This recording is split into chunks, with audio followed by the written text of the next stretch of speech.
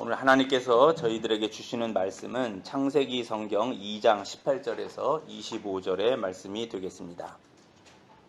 창세기 성경 2장 18절로 25절 말씀을 남자와 여자의 창조 원리라는 제목으로 말씀을 살펴보겠습니다.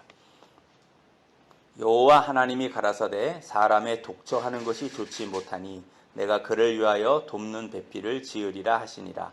여호와 하나님이 흙으로 각종 들짐승과 공중의 각종 새를 지으시고 아담이 어떻게 이름을 짓나 보시려고 그것들을 그에게로 이끌어 이르시니 아담이 각 생물을 일컫는 바가 곧 그 이름이라. 아담이 모든 육축과 공중의 새와 들의 모든 짐승에게 이름을 주니라. 아담이 돕는 배필이 없으므로 여호와 하나님이 아담을 깊이 잠들게 하시니 잠들매 그가 그 갈빗대 하나를 취하고 살로 대신 채우시고 여호와 하나님이 아담에게서 취하신 그 갈빗대로 여자를 만드시고 그를 아담에게로 이끌어 오시니 아담이 가로되 이는 내 뼈 중에 뼈요 살 중에 살이라. 이것을 남자에게서 취하였은즉 여자라 칭하리라 하니라.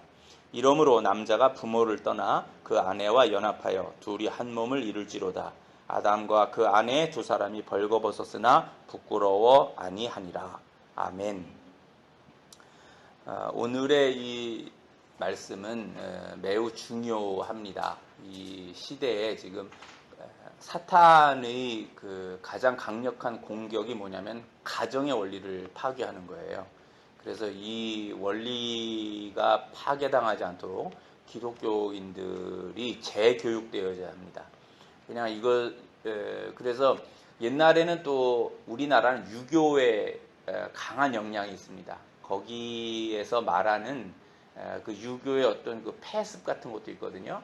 그러한 것에 또 지배당하지 않고 그러면서 또 이 사회주의의 신사회주의라는 게 있는데 이 사회주의는 마르크스 사상을 따라서 경제에서 해방을 말하다가 이것이 이제 자본주의와의 싸움에서 잘 안 되니까 그걸 이제 사상으로 들어왔습니다. 그래서 옛날 그 고대의 그 디오니소스라든지 헬라 사람들이 하던 그 모든 그런 그 성적인 것에서의 그 변태적인 것들이죠. 우리가 지금은 앞으로 저게 법으로 정해지고 나면 이런 말도 못, 변태라고 했다고 저는 이제 성차별법을 위반했다고 쭉 이렇게 잡혀갈 수 있습니다. 심각한 상태가 됐다라는 거예요. 그래서 신사회주의라고 신공산주의라고 하는 것은 이제 사상적인 면에서 뭐 여자를 남자로부터 해방한다, 뭐 이슬람교를 기독교로부터 해방한다, 흑인을 백인으로부터 해방한다, 이런 식의 그 해방 개념, 정신과 사상에서의 해방 개념을 이제 일종의 저항, 데몬스트레이션을 해서 그러한 것을 해방시킨다라는 개념들이 전 세계적으로 지금 유행을 하고 있습니다. 그게 우리 한국에도 지금 들어와가지고 이 기독교적인 관점에서 볼 때는 엄청난 문제가 되는 거죠. 논리에 있어서는 사회라고 하는 것은 기독교 공동체 전체를 하는 것은 아니에요. 사회는 소사이어티는 커뮤니티라고 하는 것보다 크죠. 그래서 기독교도 한국 사회 속에 있는 것이긴 하지만 우리의 이 사회가 우리의 상식이나 진리라는 개념, 논리적 이성의 개념에서 볼 때 이 사회가 어디로 갈 거냐라는 것에 대해서는 기독교인들이 책임이 있어요.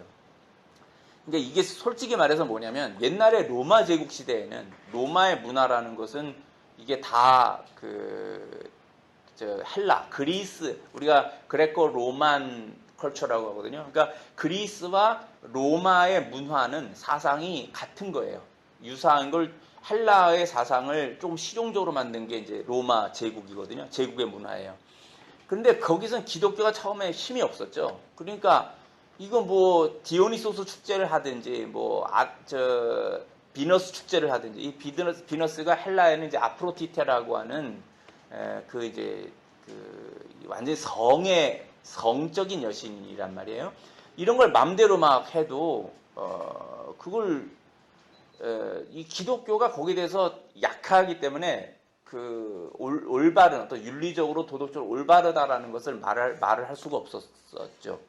그런데 이제 나중에는 기독교가 이제 힘이 세지면서 로마 제국 내에서 이제 올바르게 하는 것이 어떤 거냐? 그래서 이제 그런 걸 다 금한 거예요. 그런 헬라적인 사상이나 문화가 만드는 성적인 그런 그 타락들을 다 막고 이제 그 성경이 말씀하는 것을 사회에 적용할 수가 있었죠. 지금 한국에서도 일어나고 있는 것이 뭐냐면 어떻게 보면 정말 힘과 힘의 세력과 세력의 대결처럼 돼버렸어요. 이것이 이제 밀리고 나면은 밀려서 만약 법으로 저게 되고 나면요, 법이라는 게 무서워요. 여러분 법이 뭐 같아요? 법. 왜 그렇게 사람들이 저 권력을 잡으려고 하는가? 정권을 잡는 이유가 뭐냐면 권력을 이렇게 표현하더구만요. 상대를 죽일 수 있는 힘을 갖는 거다. 수단과 방법을 가리지 않고 상대를 죽일 수 있는 힘을 갖는 것이 권력이라는 거예요. 그러니까 정치 권력을 가지면 어떠한 빌미를 걸어서라도 상대를 그냥 무너뜨려 볼 수가 있는 거예요. 지금 꼼짝을 못 하잖아요. 지금 그 야당의 사람들, 자유민주주의하고 자본주의를 추구하는 사람들이 이제 부정과 부패는 같아요. 이쪽이나 저쪽이나 다 정치인들의 그 부정과 부패로 따지면야 뭐 사람이 다 같은데 무엇을 추구하며 어떤 나라를 만들고자 하느냐라는 건데 지금은 이 사회주의나 공산주의를 추구하는 사람들의 세력이 강해졌어요. 그래서 그 사람들이 여당이 되고 이제는 국회까지도 다 장악을 한 그런 형태가 됐잖아요. 그래서 이제 이거를 막 그러한 법을 만들어 버린단 말이에요. 뭐 성차별법이라든지 이번에 보면 막 저것도 그냥 다 통과시키잖아요. 이렇게 추경 예산 같은 것도 야당이 거기서 함께 하면 이제 막 따져서 이제 하는데 자기들끼리 하니까 그냥 다 통과시켜 버려요. 그 나중에 다 국민들 부채거든요. 국민들 부채인데 그 국민들도 그게 자기에게 피부로 안 온다고 그러니까 이게 문제 있는 줄 모르고 또 하는 사람들은 또 그냥 무책임하게 다 추경 예산을 해버리는 거죠. 이렇게 되고 나면은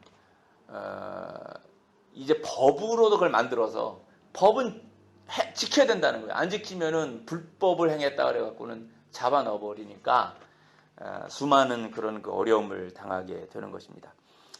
이제 이 말씀을 그래서 성경 말씀을 우리가 이 창세기 1, 2, 3장이 제가 특히 중요하다고 했습니다. 그 세상을 창조한 원리와 우리 또 이제 듣는 분 중에 이렇게 생각하는 분도 있을 거예요. 아니 그거 그냥 창세기 1, 2, 3장 세상을 하나님 창조하셨다. 남자 여자를 창조하셨다.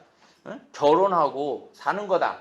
그거 목사님 그거 설명하면 되는 거지. 그게 이 나라에 이거까지 뭐라고 그걸 연결해서 말씀을 합니까?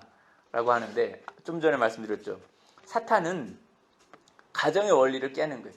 그러니까 나중에 여러분이 3장까지 배우면은 이제 나오겠지만 사탄이 사회주의를 통해서 지금 하고 있는 게 뭐예요? 가정의 원리를 깨요. 그러니까 수많은 하나님은 남자와 여자를 하나씩만 만들고 이 둘이 합하여 한 몸을 이루라고 그러는데 지금 가정 개념이 깨져버리는 거예요. 그러니까 사회주의는 심지어 어디까지 가냐면 이게 서로 공유제도예요. 이게 참 말하기도 그런데 그러니까 부부로다가 가정을 이루는 요 가족 패밀리가 구성되면요. 요 패밀리는 무슨 일이 벌어지냐면 패밀리에서는 내가 열심히 벌어서 그 번 돈을 누구에게 갖다 줘요? 가족을 위해서 쓰는 거예요. 그 벌은 돈을 자기의 자식이나 아내나 남편을 위해서 그 안에서 다 사용하면서 쓰라는 것이 성경이 말씀하는 거예요. 하나님이 그 가정제도를 만들었단 말이에요. 근데 사회주의는 뭐냐면 요 가정제도 때문에 이게 어디랑 연결되냐면 자본주의하고 연결되는 거예요.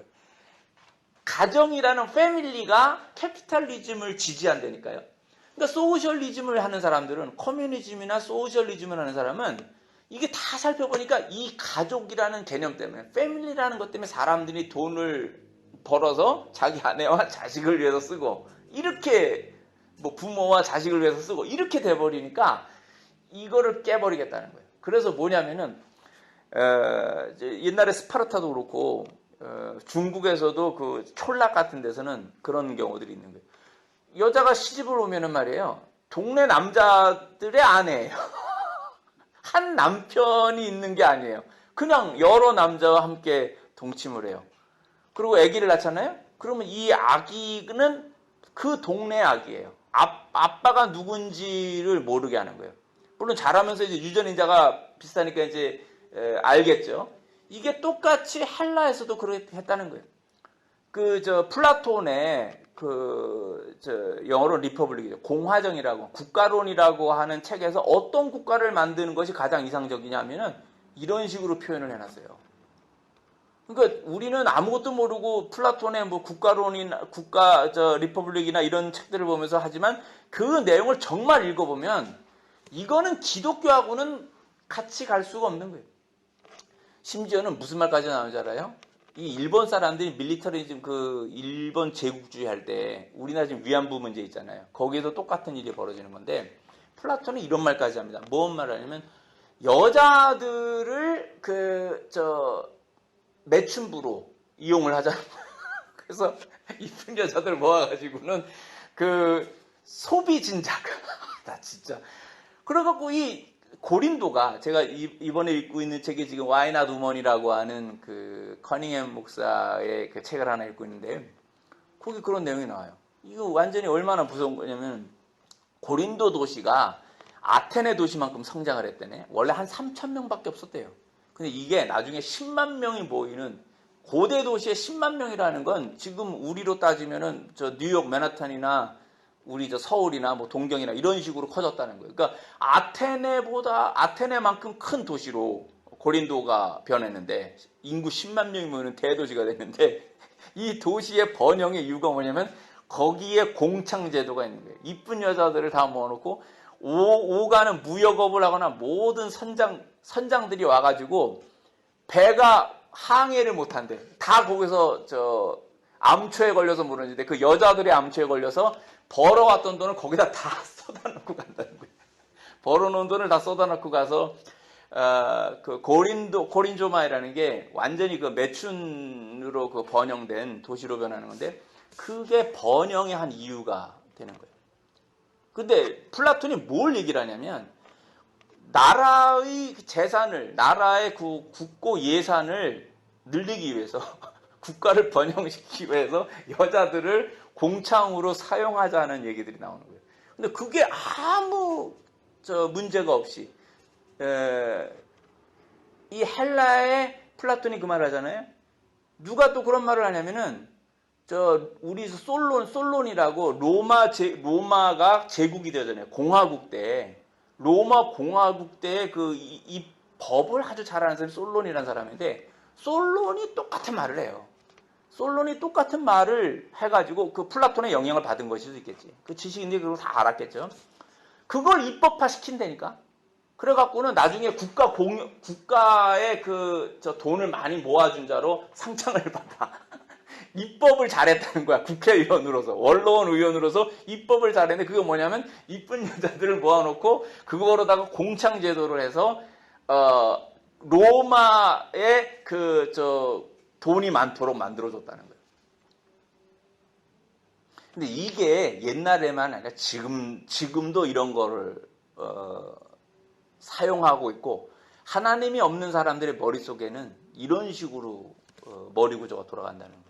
그러니까 제가 이번 주에 그런 책들을 쭉 보면서 남자와 여자의 관계들을 이제 쭉 다 보는데 이게 단지 가정에서 끝나는 문제가 아니다. 이게 사회와 국가까지, 세계까지 연결돼서 사상이라는 것을 영적인 것으로 분명히 잡지 않으면은 혼동이 온다는 거예요. 그러니까 하나님 말씀에 지금 창세기 1, 2, 3장을 하는데 이것을 목사님 그냥 뭐 가정에서 우리가 아빠, 엄마, 남자, 여자, 남편, 아내 뭐 이런 거 말씀하시면 되는 거지. 이걸 왜 거기까지 말씀하세요? 연결이 되기 때문에 그래요. 그것을 세상 이 학문을 쭉 다 보면은 그렇게까지 연결이 되어 있기 때문에 창세기 1, 2, 3장을 아주 지독하게 파야 된다. 그러니까 기독교인들이 이거를 철저하게 생각을 하고 이게 사상과 사회와 국가까지 어떻게 연결되느냐라는 것을 잘 알아야 됩니다. 잘 알고 그 말씀을 실천하며 사는 것이 될 때에 아주 중요한 겁니다. 오늘 제일 처음 볼게요. 이 독처라는 건데요. 여러분 창세기 1장에서 2장 전체를 보면요. 하나님이 창조를 하시면서 다 무슨 말씀하시죠? 다 좋다고 그러세요. 보시기에 좋았더라, 보시기에 좋았더라. 딱 하나 이거예요. 뭐냐면 한번 이 보시기에 좋지 못하다. 이렇게 말씀하신 게 이거예요. 창세기 2장 18절 하나님이 가라사대 사람의 독초하는 것이 좋지 못하니 창조를 해놓으신 것 중에서 유일하게 이거 안 좋은데 이렇게 보신 게 이거라는 거예요. 그러니까 아담이 하나님이 만드셨을 때 계획을 보면 창세기 1장에서는 전체를 다 보니까 남자와 여자를 창조하셨다 이렇게 말씀하세요. 그런데 2장에서는 창조의 그 세세한 부분을 특히 인간과 연결된 것을 말씀하시는데 애초의 계획은 보면은 그냥 아담 하나를 만들어 놓으시는 것 같아요. 그런데 이게 다른 것들은 다 있어라 할 때 수컷과 암컷이라고 하는 그런 것으로 다 창조를 하서 말입니다. 다 있어라 그러셨어요. 그래서 다 있게 된 거예요. 이게 이제 영어로 크리에이처들이죠. 생물체들이에요. 인간만은 영어로 being을 쓴다 해서 being, 우리 아들은 being, being이 아니라 being. 길게 끌어야 되는 거예요. 이 being은 하나님도 being이에요. 영어에서는 하나님도 그 eternal being이죠. 영원하신 분이고, 인간은 living being이라고 해요. living. 육체가 있는 영원한 존재. 이것이 이제 living being이에요. 그런데 이 육체가 있는 이 being의 존재가 그러니까 이걸 아담 하나만을 원래 창조하시고 두실 계획이었는데 이게 좋지 못하다라고 평가를 하셨어요. 그래서 이것을 다른 크리에이처들과 같은 남자와 여자, 그러니까 동물들은 수컷과 암컷인데 인간에게 그 말을 쓰지 않죠. 인간에게 수컷, 동물들은 여러분 우리가 지금 우리 언어 중에 또 하나가 뭐냐면 사람은 머리라고 그러고 나머지 생물체들은 다 대가리예요. 그런데 이게 원래 소대가리 국밥이어야 맞아요. 그런데 이거를 이제 사람 머리처럼 또 똑같이 소머리 국밥. 이 동물들을 인간과 같은 형태로 보는 개념들이 지금 저는 볼 때 대가리와 머리라고 하는 말에 사용해요. 왠지 대가리 그러면 무식해 보이는 것 같아갖고 사람들이 이 말을 안 쓰는 거예요. 그러니까 이제 소대가리 국밥이 아니라 소머리 국밥으로 바뀌고 모든 생물체들이 머리라고 그러는데 머리는 사실 그러니까 기독교의 사상의 중요한 게 뭐냐면 사람과 동물은 다르다는 거예요. 창조할 때부터 이건 다른 거라는 거예요. 근데 이 개념이 진화론의 개념이 사상에 들어오니까 개나 사람이나 그게 다 이렇게 진화해서 최고의 존재가 인간일 뿐이지 이게 뭔 차이가 있느냐 지금 이런 사상이 사람들 머릿속에 들어가는 거예요. 그러니까는 언어도 용어 단어들도 다 그렇게 바뀌어가는 거예요. 이 간단한 것 같은데 간단하지 않은 것. 기독교 문화를 우리가 세상 속에서 어떻게 적용시킬 거냐라는 것에 대해서 기독교인들이 깊이 생각해야 돼요. 우리가 지금 뭐 8년만 해서 1000만 명 정도의 기독교인이라고 한다면 한국에 있는 지금 한 남한에 5천만 명 정도 되는 건가요? 5천 몇백만 정도 되는 거고 북한에가 이제 한 2,300만 남한이 한 5천 다 합쳐서 한 8천만 된다고 그러는데 5,700만 명 정도 되는 건가? 그 중에서 한 1,000만 명, 800만에서 1,000만 명으로 본다면 우리가 용어를 분명하게 쓰기만 해도 이 사회에 그 영향을 줄 수가 있는 거죠. 근데 이제 그런 것을 오히려 세상 영향을 받으면서 용어가 오히려 세상적인 거로 바뀌어 버리니까 이제 그런 것이 문제가 되는 겁니다. 그래서 딱 한 번 이 하나님께서 창조하신 전체를 볼 때 아담이 독초하는 것이 좋지 못하여서 이거 이제 돕는 배필을 만들어 줘야 되겠다. 이렇게 생각해서 이제 여자를 만드시는 거예요. 그런데 2장 19절하고 20절이 참 중요해요. 여기 보면 여러분이 보세요. 18절에서 21절로 넘어가면 자, 돕는 배필을 지으리라 하시니라 그래놓고 21절로 바로 가봐요. 여호와 하나님이 아담을 깊이 잠들게 하시니 문장이 연결되죠. 아무 문제가 없어요. 그러니까 18절에서 21절로 가면 돼요. 그러니까 19절하고 20절은 딱 우리 국어에서 보면은 생략돼도 되는 거예요. 없어도 되는 문장이 여기 들어와 있어요. 없어도 되는 문장이. 그러니까 창조를 돕는 배필을 만들겠다. 그리고 바로 진행으로 가면 되잖아요. 그러니까 깊이 잠들게 하시고 갈빗대를 뽑아서 여자를 창조하시면 되는 거잖아요. 근데 왜 이게 19절하고 20절이 들어가냐 이거죠. 그 각종 그 생물들을 만드시고 아담이 어떻게 이름을 짓나 보시려고 그것들을 그에게로 이끌어 이르시니 아담이 각 생물을 일컫는 바가 곧 그 이름이라. 그래서 아담이 모든 육지가 공중의 새와 들의 모든 짐승에게 이름을 주니라. 이 말이 들어가요.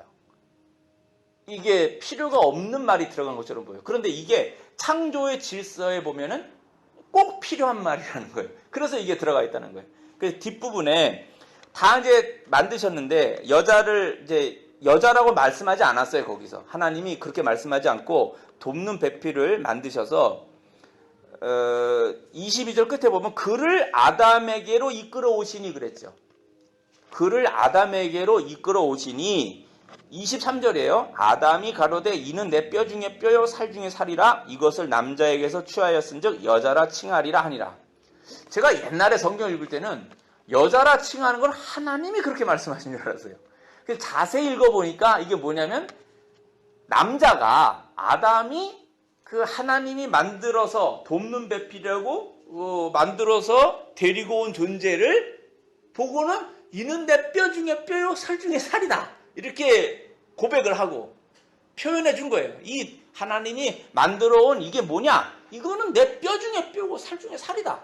그래 놓고 너는 남자에게서 그 히브리어로 남자를 이쉬라고 하는데 이 이쉬에서 여성형 어미 아를 붙이면 그게 이샤예요. 그러니까 그게 여자란 뜻이에요. 히브리어로. 그러니까 너는 남자인 이 이쉬에게서 취하여져서 만들어졌으니까 너를 내가 이샤라 부르리라.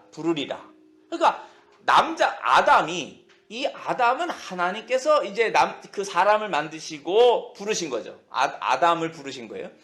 우리 아들하고 옛날에 한참 하나님이 성경에서 아담이라고 부른 게 없다는 거예요. 그래갖고는 이제 한 몇 시간을 우리 집이 거의 이게 뭐냐면 신학자적인 토론이 일어나는 집이에요. 일주일에 한두 번 이상 꼭 이런 게 일어나가지고 그렇게 이제 아주 열심히 그 논쟁을 하는 집안인데 그렇게 해서 이제 그 아담을 만드셨는데 이게 이제 아담도 뜻이 뭐냐면 아담이라는 말이 히브리어로 흙이라는 뜻이에요. 흙. 그거는 흙에서 만들었잖아요. 그러니까 흙에서 만든 이 아담을 또 아담은 1번 뜻이 흙이고 2번 뜻이 사람이란 뜻이에요.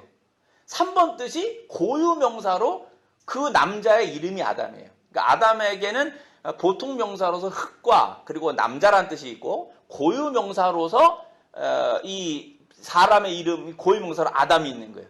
그러니까 이게 나중에 죄를 지니까 너는 네 근본된 토지를 갈아라. 흙아, 너는 흙을 갈어. 이 말이에요. 너는 흙을 갈어. 죄를 졌는데 네 자체가 흙에서 나온 것이라는 그 형벌을 통하여서 겸손해지라는 거예요. 교만하게 선악과 따먹고 그런 거에서 네 근본된 토지를 갈아라.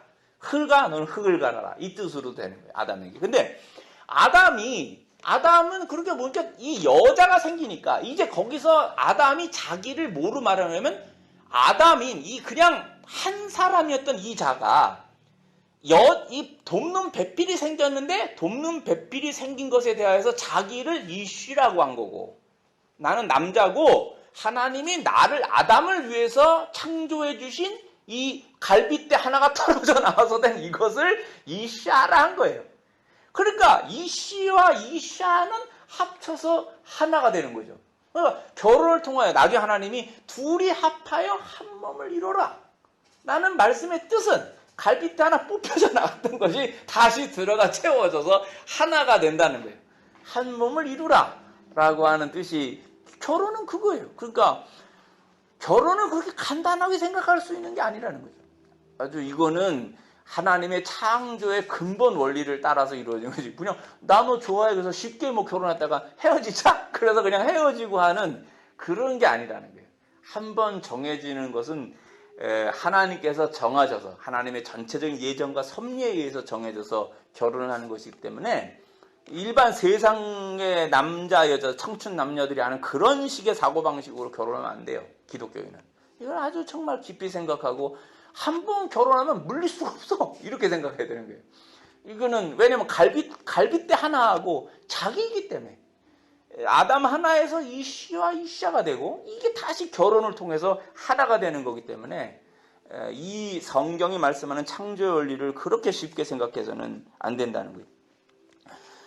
그래서 이건 제가 설교에 쓰지 않았는데, 여러분 옛날에 이 수술하려면요, 이 수술하는 방법을 몰랐던 거예요. 그러니까는 저기 이렇게 막대기를 하나 줘요. 다리가 좀 썩어가고 있네요. 막대기 무시죠. 그러면 이제 막대기를 물어요. 그리고는 몸을 이 가죽 줄로다가 묶어요. 이런 상 위에다 올려놓고 외과 수술할 때 올려놓고 먼저 가기 전에 독한 술을 줘. 이제 술을 마셔서 이제 하고, 그 다음에 눕고 막대기를 입에다가, 왜냐면 너무 고통스러워서 이빨이 다 부러져서 나갈 수가 있대요. 그러니까 물어서 이를 깨물거나 해서 혀 깨물어서 이렇게 큰일 날 수 있으니까 그걸 다 막고 몸을 다 묶어요. 그 다음에 이제 수술을 들어가는데, 그 수술 얼마나 고통스러워요. 근데 한 의사가 이 성경을 읽다가 이걸 깨달은 거예요. 깊이 잠들게 하면 그걸 모르나 보다. 이 갈빗대를 뽑아내는 거를. 그래서 이제 그 클로로포름이라고 하는 그 마취제가 나오는 거예요. 그래서 그것 때문에 이제 의식을 잃게 만드는 거죠. 마취를 해서. 그 다음에 이제 수술을 하고, 통증을 이제 진통제나 이런 걸 줘서 이제 완화시켜서 몸에서 이제 그 치료를 해나가는 거죠. 그 부분을 제거하고 나면은. 동양에서는 그 관우라고 하는 삼국지의 관우도 이제 독화살을 맞아서 이제 그거 썩어가는데, 화타라고 하는 당시의 외과 수술의 명이에요. 그래서 이제 그분을 불러다가 이제 수술을 하는데, 술도 좀 드시고 이렇게 합시다 그랬더니, 그냥 하시라고. 화타 보고 그냥 하시라고 그러고, 부하장수를 불러서 바둑을 두는 거야. 관우는 바둑을 두고 있고, 옆에서 이제 독화살 맞은 팔이 서걱서걱 이제 다 썩은 부분 도려 이렇게 긁어내고, 그냥 바둑만 두면서 그걸 했다는 거지. 그럴 정도로 이제 하는 거예요. 그래서, 하나님의 이 창조에서 갈빗대를 뽑아서 여자를 만드는 이러한 것들이 성경을 보고 다 이 의학에서도 그 발전되어 온 것을 우리가 볼 수 있게 됩니다. 이제 그 다음에 이 아담이 그 여자를 통해서 내 뼈 중에 뼈요, 살 중에 살이라. 이거 진심으로 사랑하라는 거죠. 그래서 여자는 이 사랑을 받음으로, 남자로부터 이 사랑을 받음으로 행복하고, 여자는, 그렇죠? 사랑을 받음으로 행복하고, 남자는 뭐에서 행복한 거야? 사랑을 함으로 행복한 거예요. 사랑을 하는 게 행복한 거야. 사랑할 수 있는 존재라는 게 행복하고, 그래서 사랑을 함으로 남자는 행복해지고, 그럼 여자는 사랑을 받음으로 행복해지는데, 사랑을 받은 여자는 또 사랑을 하지. 그 남편을 사랑하는 거지. 그러니까 사랑을 했는데 사랑을 받는 게 되는 거고, 사랑을 받은 것이 사랑을 하게 되는 거예요. 이게 원리라는 거예요. 이걸 갖고 또 이제 뭐 여자가 먼저 사랑할 수 있는 형이 뭐 하면서 또 이제 저 인권에 문제가 있는 목사라고 또 막 저보고 이제 그런지도 모르겠어요. 그러나 성경은 이걸 분명히 말하고 있어요. 그래서 남자가 여자를 보고 이는 내 뼈 중에 뼈요, 살 중에 살이라, 이렇게 하는 것, 그 사랑함으로 이렇게 된다는 것을 우리가 볼 수 있습니다. 자, 그 다음에 이제 24절에 이러므로 남자가 부모를 떠나서 그 아내와 연합하여. 부모를 떠나라는 것은 독립할 정도로 자라나야 된다는 거예요. 그러니까는 그 경제적으로, 실제적으로 가장 중요한 건 경제적이에요. 그러니까 직업을 갖고 뭐 장사를 하든 자기 사업을 하든 해서 경제적으로 내가 충분히 벌어먹고 살 수 있는 존재가 된다라는 경제적 독립과, 그 다음에 정신적 독립이에요. 그 남자가 그 자기 가정을 이룰 만한 정신적 역량을 갖추어야 되는 거예요. 그래서 부모가 그 자식을 키울 때 바로 이 두 가지 역량. 그러니까 이스라엘 사람들은 아무리 그 집이 부자여도 그 재산만 물려주는 게 아니에요. 반드시 그 자녀에게 뭘 가르치냐면 실용 기술을 가르쳐요. 바울의 집안이 로마 시민권자거든요. 그래서 돈이 많아요. 나중에 이스라엘로 유학을 보낸 거예요. 그 집안이 정통 히브리 그 문화가 있기 때문에 자식을 사실은 더 좋은 데로 보낼 수 있죠. 뭐 당시에 이제 저 알렉산드리아라든지 이집트의 알렉산드리아가 큰 도시였고 가장 유명한 도시였어요. 지금의 뉴욕 맨하탄 같은 거예요. 그러니까 거기로 보통 다 보내. 시저도 카이사도 거기로 유학을 갔었어요. 거기로 유학을 할 정도로 알렉산드리아가 최고의 도시였는데 거기로 유학을 안 보내고 이스라엘로 보내서 가말리엘이라고 하는 랍비의 문화생을 만들거든. 바울이. 이게 무슨 말이냐면 가말리엘이라는 그 박사 밑에 가서 박사 과정을 하고 있었던 거예요. 그러니까 랍비가 되는 과정을 하는데 이게 예수 믿는 이게 완전 이단으로 본 거예요. 그러니까 이 예수 믿는 자들을 다 쳐서 죽여야 된다. 제거해야 된다라는 이 아주 격렬한 열심이 이 박사 과정에 있던 바울에게서 일어나서 다 잡아 죽여야 된다. 그러니까 이제 다마스커스, 다메섹으로까지 가서 이제 이 예수 믿는 그 무리들을 잡아오겠다. 라고 가다가 예수님을 만난 거예요. 가다가. 그러니까 그 예수님이 하나님이신 것을 발견하게 돼도 내가 이제까지 믿었던 게 이게 다 완전 바뀌어버린 거지. 거기서 뒤바뀌어지면서 이 사람이 했는데 이 집안이 뭐냐면 그렇게 돈이 많고 유학을 보낼 정도 집안인데도 불구하고 뭐냐면 이 사람이 나중에 봐요. 선교를 나갔을 때 뭐라면 텐트를 만들어요. 그 기술이 어디 있어요? 텐트 만드는 기술을 부모님이 가르쳐 놓은 거예요. 그러니까 아무리 부잣집이라고 그래도 야, 넌 이 돈만 갖고서 네가 먹고 살 수 있어. 천만에. 이스라엘의 위대한 교육의 하나는 아무리 돈이 많아도 거기 하는 게 아니라 네가 이거 다 이룰 수 있다. 아무것도 없을 수 있다. 그런데 그때 네가 뭘 먹고 살 거냐? 라는 실용 기술을 가르쳐 놓는다는 거예요. 이게 기독교에서 이거를 배워야 된다니까. 우리 이 한국의 기독교인들이 자기 자녀를 키울 때 뭐를 해 먹고 살 거냐라는 것에 대해서 해야 되는 거예요. 저는 이제 선교사로 나가 있었기 때문에 우리 아이들에게 이제 외국어를 해라. 외국어를 하면 이제 먹고 사는 거를 뭐 하더라도 언어를 가르치면은 먹고 사는 거 나온다. 이제 그렇게 한 거죠. 그래서 아이들의 이제 이 다음에 손자 손녀들도 뭐냐면 반드시 자식들에게 그걸 가르쳐주는 거예요. 그래서 손자 손녀에게도 뭘 먹고 살 건지 실용 기술이 있어야 된다. 뭐 지식으로 안에 박사가 되든 뭐라도 그런 게 상관 있는 게 아니라 빵을 만드는 기술이 있든지 뭐 자전거를 만들어내주는 기술이 있든지 무슨 기술 하나도 있어야 산다. 이게 이제 이스라엘 사람이 갖고 있는 거예요. 그러니까 남자가 부모를 떠나 그럴 때 이것은 창세기 2장에서 그냥 말하고 있는 거지만 이게 이스라엘 전체 역사를 보면 남자가 부모를 떠날 때 그 경제적 독립의 조건, 그 다음에 정신적으로 부모를 떠나서 자기가 남편이 되고 가장이 되어서 대표가 돼서 그 가정을 이끌어갈 만한 그 능력을 갖추라는 거예요. 그게 부모를 떠나요. 그게 안 되면은 힘든 거예요. 그래서 제가 2015년에 쓴 것 중에 당시에 헬리콥터 맘이라는 게 있는데 들어봤어요? 헬리콥터 맘이 뭐냐면 자식이 가는 어디든지 엄마가 헬리콥터 맘처럼 탁탁탁 촛도 다다다다다 항상 따라다녀. GPS를 항상 갖고 있는 거랑 똑같은 거지. 그래서 엄마 그러면은 어디선가 누군가 짱가가 나타나는 게 아니라 엄마가 딱 나타나서 다 해결해줘. 이게 한국의 상황이라는 거지. 그래서 애들은 뭐냐면 캥거루족이라고 그러는 캥거루족. 늘 엄마 그 뱃속에 들어가서 그냥 40이 되는데도 그 속에 들어가서 이러고 있어. 애가 40이 돼도 그 속에 들어가 있으면 여자가 결혼하겠어? 그런 남자하고. 독립이 안 된 거거든. 독립이 안 된 그 남자하고 결혼이 되냐고. 그러니까 이제 엄마들이 독립을 시켜야 되는 거지. 아들들을 독립을 시켜주는데 이 한국의 문화가 독립을 안 시켜. 그래서 이게 여자들의 제가 이제 여기 써놓은 것 뒷부분에 써놓은 것 중에 하나가 뭐냐면 내가 여자가 아니라서 그걸 모르겠는 거예요. 그래서 난 이런 토론을 이제 많이 하는데 여자는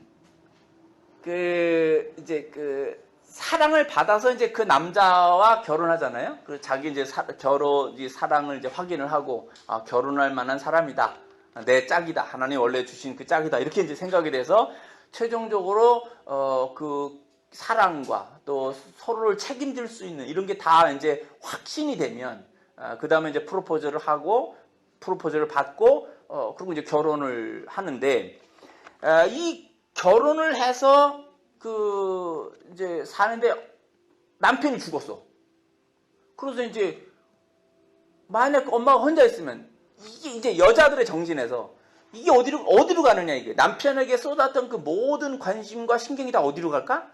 이게 이제 아들에게 가는 거예요. 그러니까 이제 한국이나 동양 개념에서 이 굉장히 집착적으로 나타나는 것 중에 하나가 뭐냐면 남편이 죽으면 모든 관심이 자식에게 가요. 저는 이 부분을 조금 이제 연구를 해본 게 있는데, 여자들이 이런 게 있대.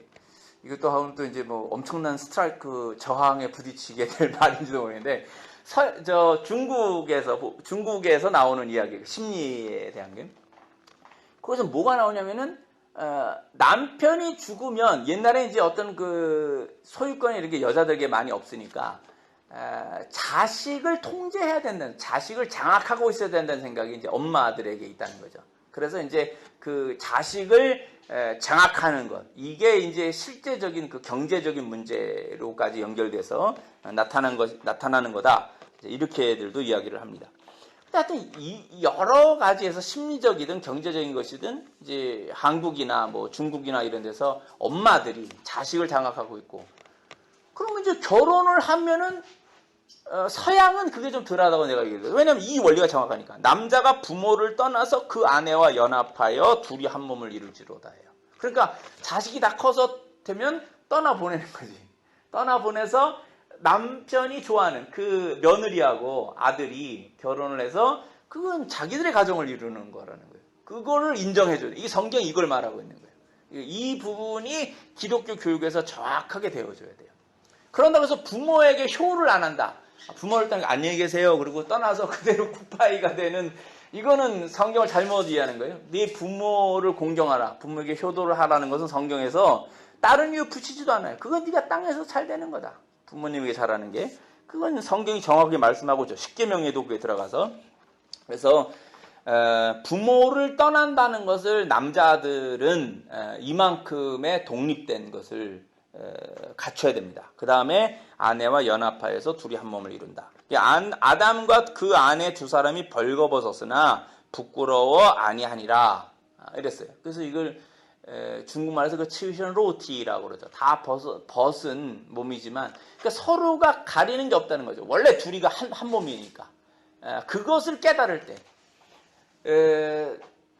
나중에 제가 이걸 고린도서 7장에 가면 7장 8절인가 보면은 이 말이 있어요.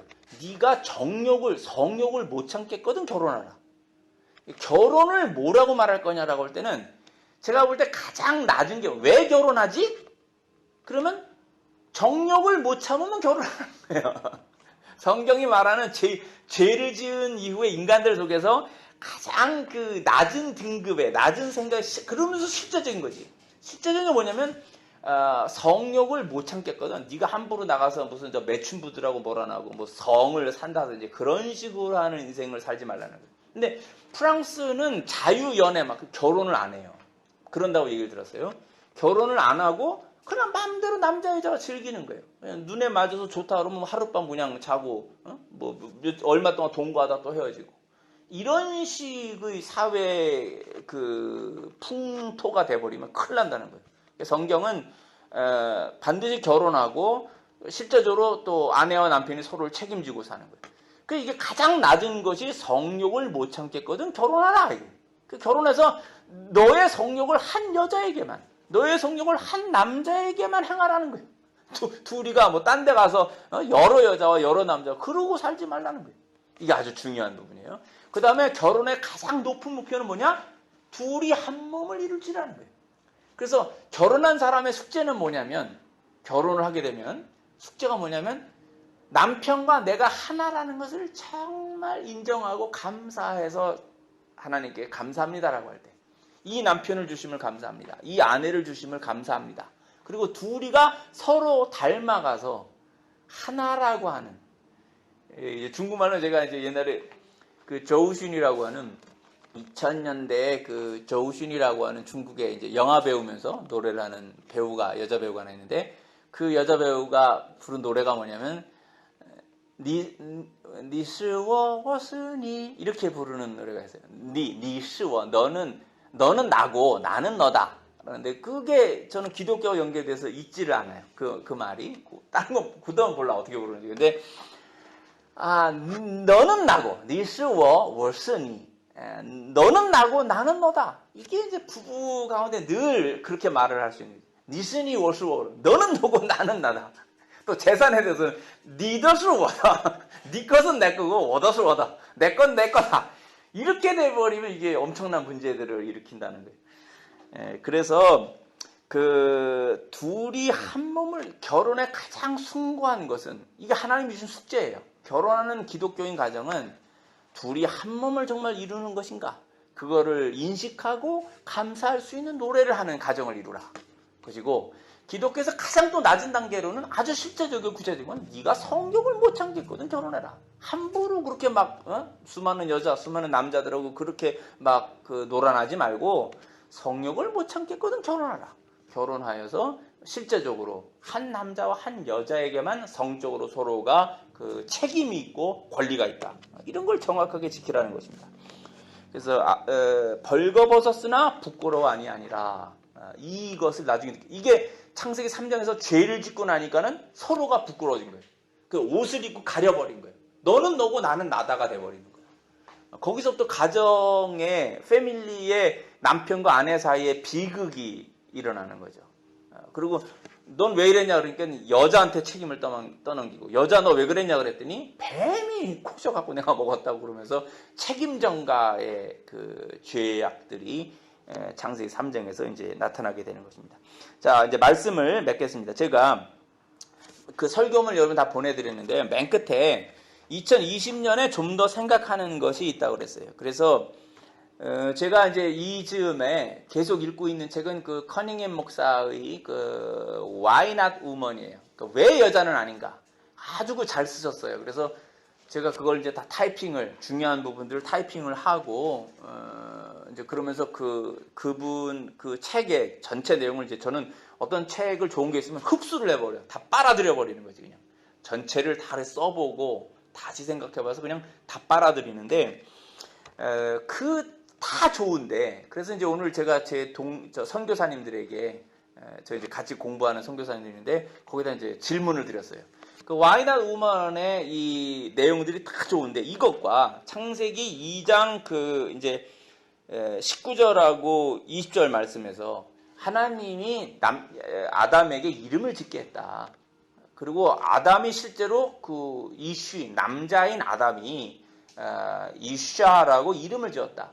그 말씀을 보면 이거는 뭐냐면 모든 생물체에 대하여서 창조한 이름을 지어준다는 것은 사실은 주권자적인 개념이 있거든요. 하나님이 창조한 것들에 대해서는 그 이름을 지을 수 있는데 그거를 아담에게 맡기신 거예요. 그래놓고 동일하게 뭐냐면 여자 그 돕는 배필도 아담이 이름을 지었어요. 그럼 이걸 말하면 인격의 동등과 뼈 중에 뼈요 살 중에 살이고 돕는 배필도요. 이걸 말해야 되겠구나. 돕는 배필의 기능은 어떻게 도울 수 있죠? 이제 아내가 남편을 돕는다는 게 뭐예요? 돕는다라는 게 이렇게 어시스턴트, 보조자의 역할도 있어요. 이게 메인, 이제 남편이 주동이 돼서 일을 해요. 그런데 헬퍼, 돕는 자라는 뜻이 어시스턴트, 보조해주는 역할도 있어요. 그런데 또 하나는 뭐냐면 이 보조라고 한다면 뭔가 기능이 이게 주된 게 여기 있고 사이드의 역할 같은 거잖아요. 어시스턴트 돕는다는 게. 그런데 또 하나는 뭐냐면 헬프의 기능의 또 하나 뭐냐면 더 뛰어나야 도울 수 있어요. 이 돕는 배필에 대한 개념을 정확하게 이해를 해야 돼요. 그래서 그동안에는 뭐냐면 어시스턴트라고 하는 보조자의 역할로서 돕는다는 것만 그 아내의 기능을 생각했어요. 그런데 이게 아니고 헬퍼, 돕는 자라는 거는 뭐냐면 더 뛰어나야 도울 수 있다는 개념이 있단 말이에요. 그러니까 하나님은 여자를 만드셨을 때 이 여자는 이 아담을 도울 때 두 가지 개념에서 다 도와요.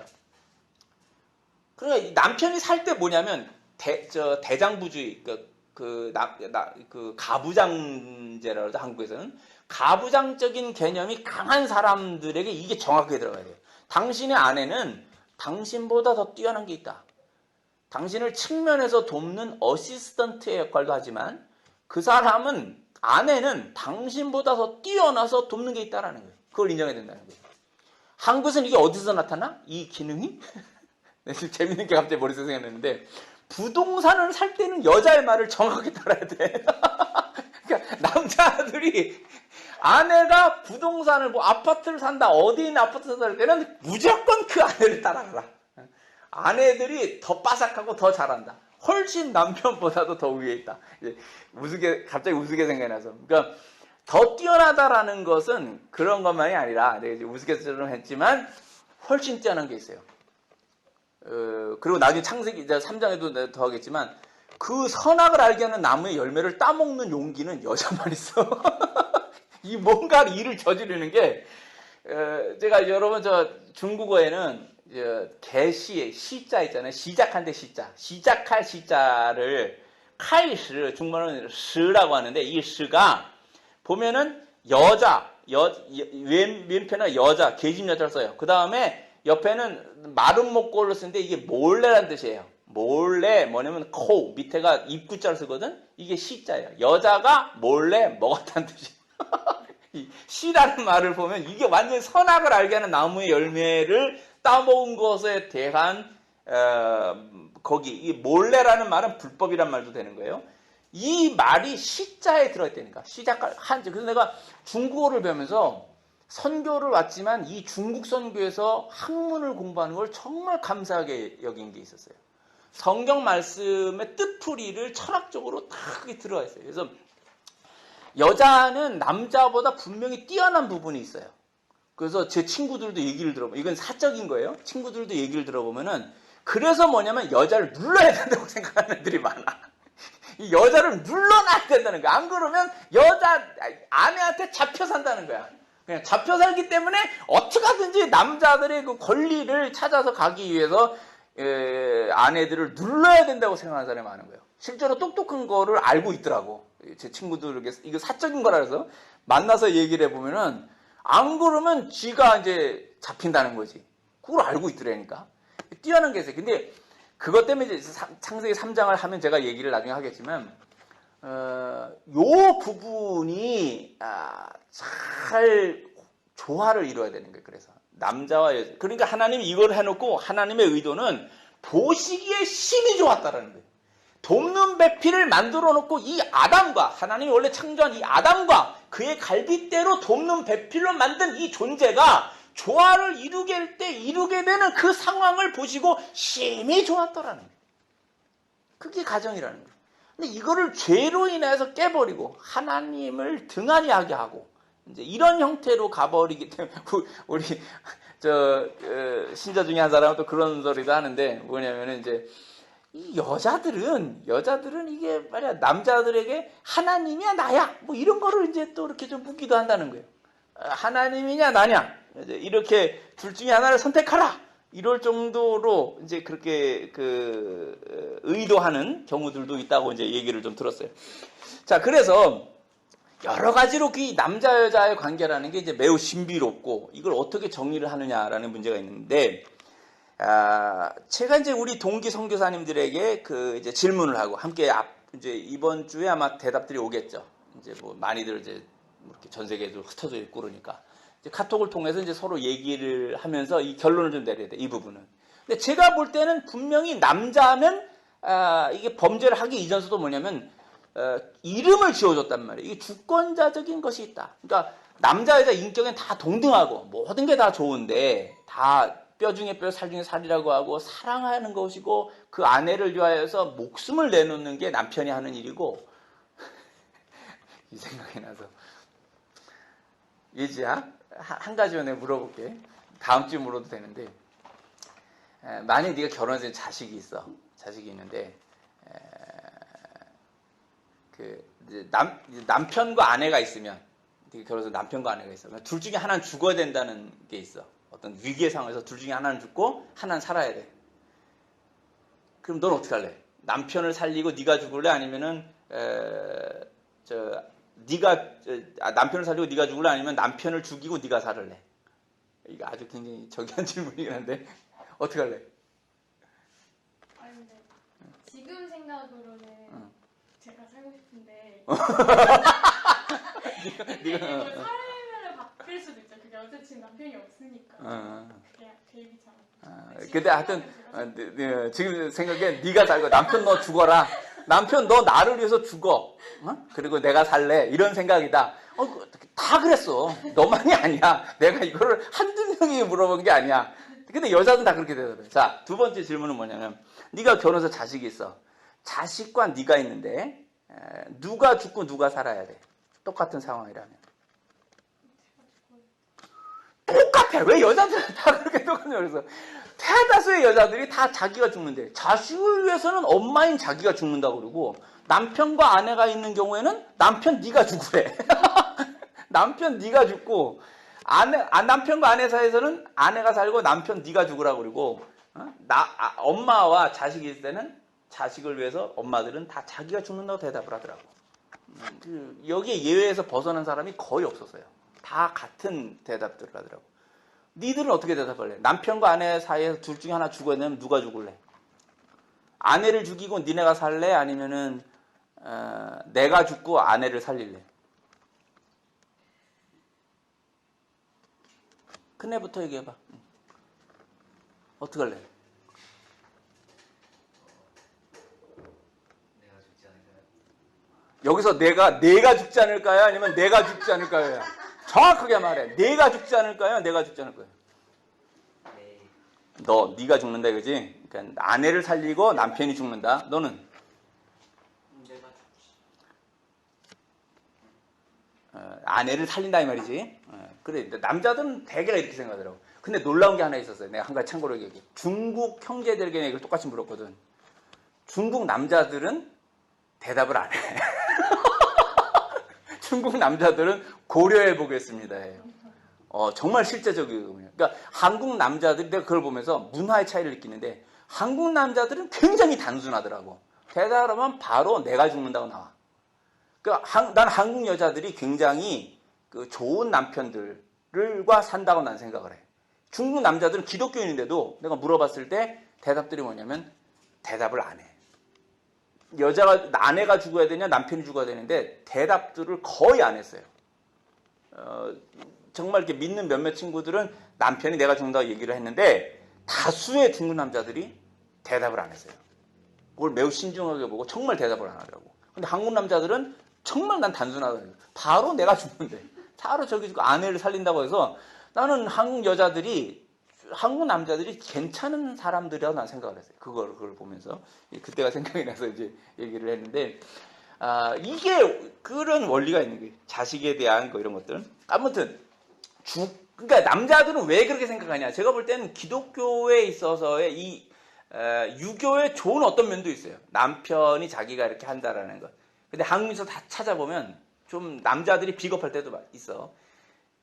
청나라 쳐들어왔을 때 여자들을 잡혀가는 걸 환향여거든요. 우리가 이제 그것도 뭐 다르다는 말도 있는데 환향 고향으로 돌아온 여자 잡혀갔다가 풀려나서 돌아온 여자들을 인조 때 조선시대 인조 때 이후에 조선의 사대부 집안에서는 그 여자를 받아들이지 않았어요. 자기 아내가 욕보고 돌아왔을 확률이 높다. 그 여자를 다시 아내로 받지 않고 환향여들이 모여 살다가 낳은 자식들을 이제 청나라 누군지도 모르는 사람들이 애라는 거죠. 그래서 그걸 막 천시해서 남자들이 나라를 제대로 못 지켜서 일어난 일을 갖다가 비겁하게도 환향여라고 불러놓고 아내로 삼지도 않았고 다시 아내로 삼지도 않았고 따로 떨어뜨려 놓고 그들이 이렇게 하는 그 비참한 환경을 만드는 거는 내가 볼 때 이건 비겁하다. 조선의 남자들이 매우 비겁했다. 저는 이제 그 생각이 들었어요. 지들이 제대로 못 지켜놓고. 아무튼 이제 그런 게 있지만 그래도 지금 한국 남자들이 생각하는 아내를 살리고 내가 죽는다라고 하는 이 의식은 나는 한국 남자들을 아주 박수 쳐주고 싶고 좋은 생각이다. 그러한 생각 속에서 주권자라는 개념, 가정에서 내가 대표고 주권자로서 한다는 그런 것은 좋다고 봅니다. 그래서 이제 나머지 분 시간이 많이 갔으니까 여러분이 꼭 읽어보세요. 그 뒷부분에 2015년에 썼던 것을 갖고 다시 말씀을 드리면서 뒷부분을 보지만 우리들이 그렇게 하나님 앞에서 말씀을 하나하나 연구해 가면 좋겠습니다.